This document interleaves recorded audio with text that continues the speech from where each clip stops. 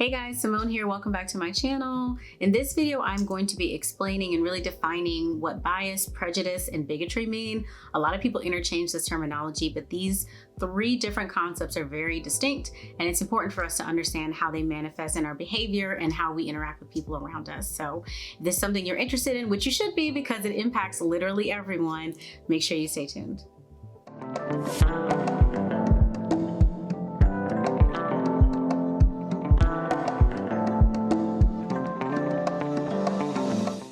So the way I've structured the video is I'm going to talk first about prejudice, then about bias, and then about bigotry. And the reason for that is I think that as you move sort of through this spectrum across these concepts, they begin to inform one another. They begin to influence one another. And in order to understand any of the three, it's important to start first and foremost with prejudice.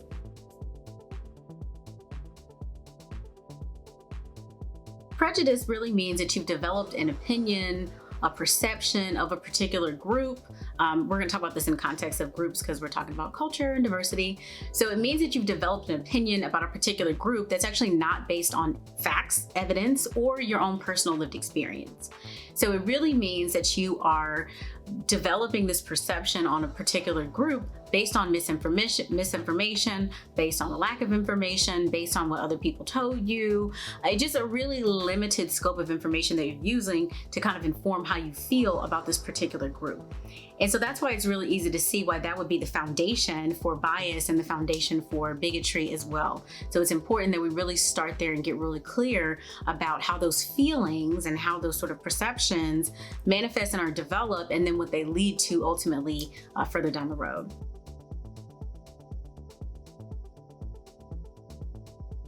So in order for us to understand prejudice, you need to understand stereotypes. Stereotypes create the prejudice. Researchers have really talked about the fact that they believe that, the way we kind of latch on to certain stereotypes happens really early in our lives.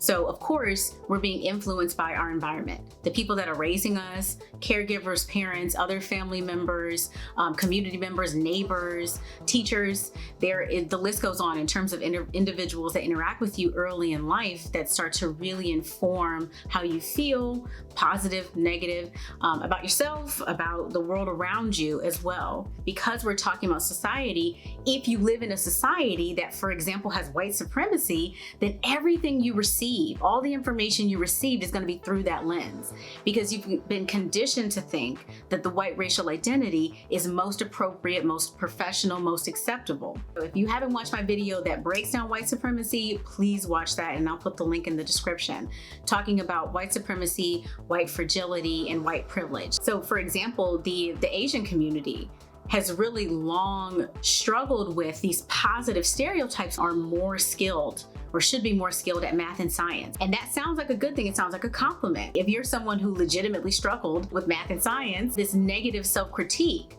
where you feel as if you're not adhering to the stereotype associated with your community, so are you even a part of the community, right? Are you even Asian enough? The reason that stereotypes are not appropriate is because there is no group that is monolithic. Everyone within any community is not the same. We latch onto these stereotypes in childhood because oftentimes it happens long before we actually ever meet individuals from these groups, right? You literally might not know another Black person, but as a child be given all this messaging about Black people. Prejudice is not based on lived experience. It's not saying, right, this has been my experience with people that identify as Black. This has been my experience for people from this particular generation. It is really just saying that this is what I've heard. This is what I've been told, and now I believe it. We have to always call to the carpet and involve ourselves in calling out the media and the role that the media plays in perpetuating stereotypes. A lot of stereotypes, it feels like they will never die because the media won't let them die, right? And included in that kind of term media is Hollywood. The way that communities continue to be portrayed in a stereotypical manner in movies and films and plays and literature as well. But these media messages that we receive also confirm the stereotypes. And so they prop up the prejudice. I keep seeing images of this particular community committing crimes. Every time this community seems to be reported on, it's a mugshot, a mugshot, a mugshot, a mugshot, a mugshot, a mugshot. Or it could be a driver's license picture that I now am interpreting as a mugshot because I'm so used to seeing mugshots, right? I mean, this is how pervasive this becomes. Bias in the media is not just a problem, it is deadly. It leads to these perceptions, these prejudices that turn into bigotry, right? That turn into violence. It's like, don't you see all these news articles about immigrants and all the crime they're committing? So that's the proof that we're justified in our prejudice against this group, and we want to keep them out of our communities. The media has to take responsibility for the fact that you know at this point that you don't report on any positive stories or focus on any positive attributes with this particular community.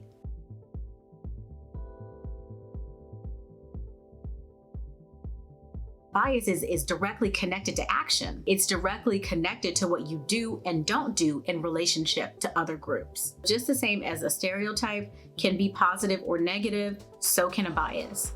And it is so critical to realize and recognize and accept that I don't care who you are, I don't care what your background or identity is, what profession you're in, how much education you have. I'm telling you right now that you are biased. If you are a human being, you are biased. We are conditioned to be that way. I might be aware of a bias that I carry, but oftentimes there are many, many biases that we're not aware of. So they're happening subconsciously, and those are those implicit biases. If someone was to bring that to your attention, you would totally resist it. Like, what are you talking about? No, I'm not. No, I don't. I don't do that. I don't change my tone of voice. I don't change my behavior. And everyone else around you is like, yes, you do. So when we think about types of bias and what that might look like, one of the example is confirmation bias.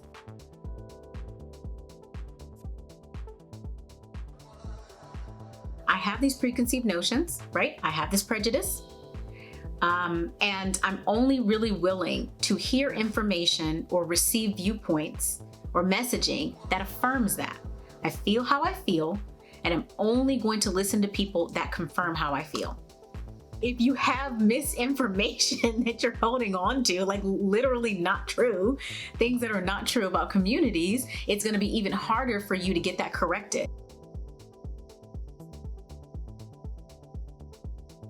The halo and the horn effect are really leveled against communities and identities that have experienced oppression or that have been marginalized.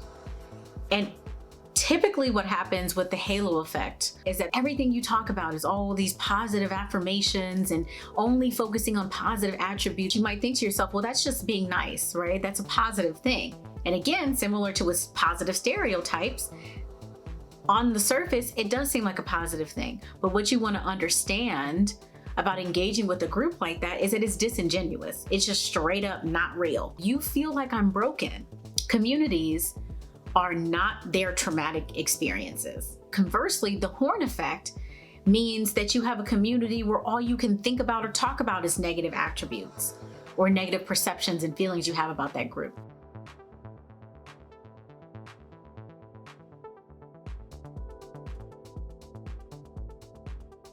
It really centers on this lack of using your personal judgment and discernment in situations.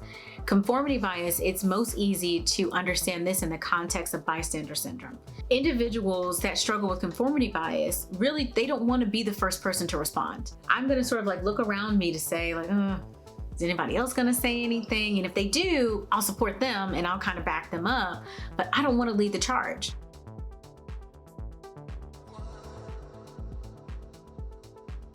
It's not just an ideological difference. I'm using this as a springboard to say and to greenlight pure aggression towards you because you don't agree with me. You are an adversary. You are a threat. I demand to have dominance or power over you. And if you don't step aside willingly, then this will happen by force. Right? We will invade this nation. We will pass these discriminatory laws. We will engage in state-sponsored violence. Whatever that looks like, we are ratcheting this thing up because the way that we feel and these perceptions that we have, we're standing on it. We are standing on it. And that leads to this extreme behavior. This is how extremists are born. It starts off with this prejudice, this conditioning that we have as children, right? These stereotypes that we're receiving, all this messaging from the media, and then it just continues to escalate and escalate and escalate. Confirmation bias. We're surrounding ourselves with individuals that are confirming that bias, that are confirming these stereotypes. So they are emboldening me, they are empowering me to say, yes, I'm justified in how I feel. I'm doubling down on this. That is bigotry. Racism falls under the umbrella of bigotry. This notion that this messaging that you've received about a particular racial group, these stereotypes that you continue to see in the media that confirm those negative perceptions around that particular racial group. But then that escalating to the point where you're saying, I gotta do something about this. I have to do everything I can to keep this group from gaining any ground. That's bigotry. Prejudice is learned behavior, messaging that we're receiving early in our lives from our family members, from those around us, from our classmates, our teachers. It's all of that messaging that we're receiving about other communities, positive or negative. It's stereotypes, positive or negative, that we are being told about communities. And the prejudice is being created prior to the lived experience. I haven't even met one person with this background, but this is how I feel. And this is what I think about this particular demographic, right? And that's gonna lead to that biased behavior. All of these examples about how that prejudice starts to be seen in your actions, in your choices, in your decision-making. And when you really hold on to that misinformation, that limited perspective of a group, right? Or these broad sweeping assumptions about an entire group, when you double down on that, when you reinforce that, that's when it emerges as bigotry. All of this happens on the individual level, but it also is connected to these systemic challenges that I've spoken about as well. So if you want to be able to address the system, as with everything that I'm always talking about, you have to start with the individual. So all of the forms of bias that I talked about in this video, as well as a lot of the microaggressions that I mentioned, including several others that I didn't even get to talk about, are included in some of the products that Crawley Cultural has. So hopefully by now you have visited us at crawleycultural.com and checked some of those out. They can be tremendously impactful to you in a workplace setting as a professional, but also in your personal life. crawleycultural.com is going to be your hub, your one-stop shop to really address all the concepts that I talked about in this video. Hopefully you learned a lot. If you did, thumbs up this video, subscribe to the channel for weekly drops focusing on key terminology related to diversity, equity, and inclusion, this sort of umbrella terminology that many of us have heard time and again, but more than likely, you probably don't have a full grasp of what they mean, or you probably really don't recognize how you are engaging in this behavior yourself, even if you are someone that is pursuing D&I in your workspace, for example. Reach out to us if you're looking for training covering any of these topics or any topics in the videos that I have released or will release in the future. Make sure you request those trainings for your organization at crawleycultural.com. And until then, we'll see you next time.